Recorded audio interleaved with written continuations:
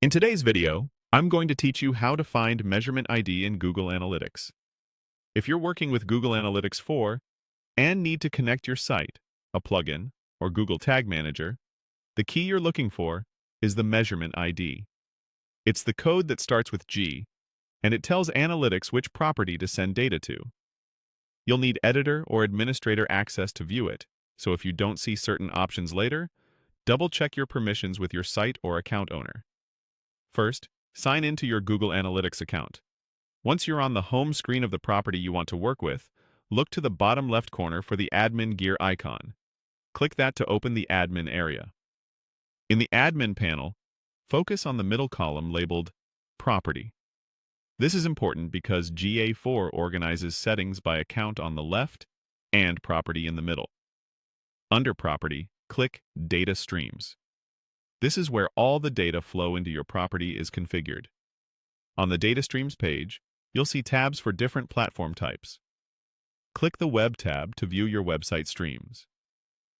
If you have multiple sites or environments, you may see several entries here. Choose the website data stream you want to connect.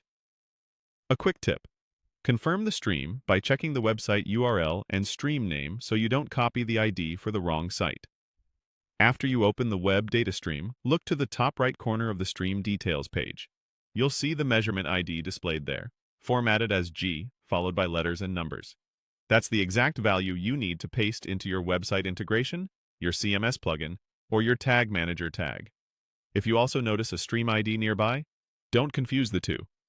The measurement ID is the one that begins with G and is used for most web implementations.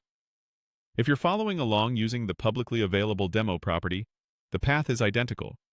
Admin, Data Streams, Web, then select the web stream and read the measurement ID in the top right. The interface is the same, which makes it a safe place to practice. A couple of quick troubleshooting notes. If you can't see data streams under the property column, you're likely looking at an older Universal Analytics property, or you don't have enough access. Switch to a GA4 property, or ask for editor or administrator permissions. And if the page looks different, use the search bar in Admin to search for data streams. That's it. Copy the G code from the top right of your web data stream, and you're ready to use it wherever your setup requires.